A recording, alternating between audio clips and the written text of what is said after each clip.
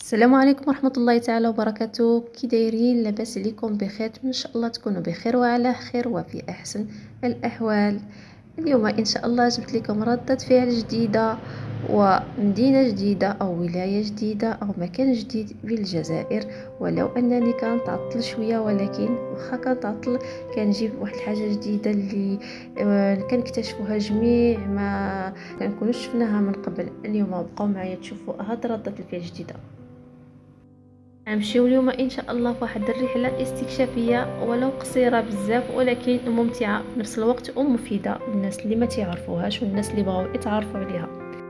غادي نمشيو نشوفوا القريه السياحيه بوزجار عين تيموشنت. كنتمنى نكون طقتها مزيان، او قريه النمل او عش النمل، كل واحد كيفاش كيبغي يسميها. هي واحد القريه على شكل يعني بيوت تاع النمل، مزيج بين الغرابه والراحه. كتبلغ المساحه ديالها 30 هكتار.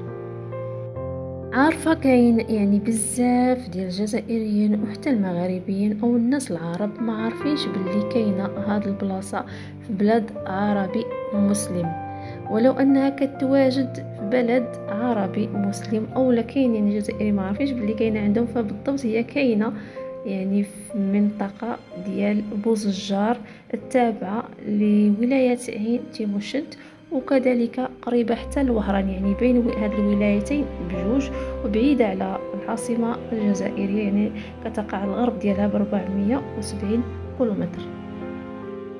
هي عبارة يعني هاد القرية السياحية هي عبارة على مركب سياحي أو منتجع سياحي على شكل بيوت النمل. فكتير منا إلا شافوها معليش يقولوا بلي هاد البلاصة كاينة بالضبط في الجزائر.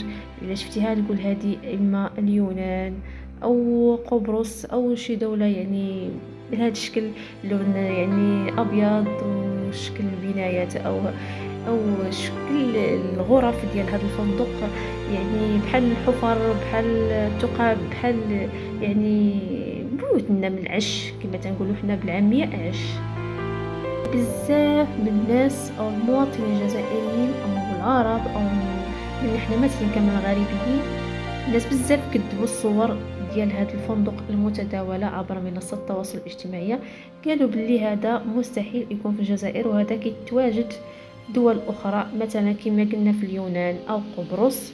فالفكره جات لصاحب المشروع من تجربه سويسريه، يعني هذه تجربه سويسريه من تصميم سويسري، ولكن في الحقيقه هو فندق جزائري. ولكن كاين هناك بعض الدول اللي اعتمدت التصميم او المخطط الهندسي قبل من الجزائر، اللي هي سويسرا كما ذكرت لكم من قبل، وفرنسا والولايات المتحده. وكتعتبر الجزائر رابع دوله اللي اعتمدت هذا التصميم وتصمم عندها، وكاين عندها يتواجد يعني حاليا كاين اللي هو حقيقه ماشي يعني مجرد تصميم او شي حاجه على ورق، لكن هو حقيقه وفندق حقيقي جزائري وبهندسه معماريه مزجات بين العمارة الإسلامية والعالمية. فعلا فندق غريب وفريد في الهندسة ديالو المعمارية. فإلا كنتي كتقلب أو كتقلبي على الغرابة أو كنتي من عشاق السفر، فأنت في المكان الصحيح. كنتمنىكم إن شاء الله تزوروه، وكنتمنىو حتى حنا نزوروه، واللي زارو أو فات قبل مشى عليه يقول لنا على التجربة ديالو ويعاود لنا عليها وكيفاش لقاه، واش فعلا كما كيبان في الصور كما كيبان في الفيديوهات، واش نيت يعني فريد وغريب لهذه الدرجة يستحق هذه الضجة كلها.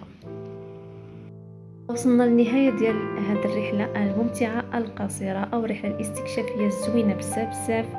فهاد التجربة كنتمناها لكلشي ان شاء الله، كنتمناها لراسي انا الاولى، وكنتمنى تكون عجبتكم ردة الفعل. ونشوفكم ان شاء الله في فيديو قادم وردة فعل جديدة. السلام عليكم.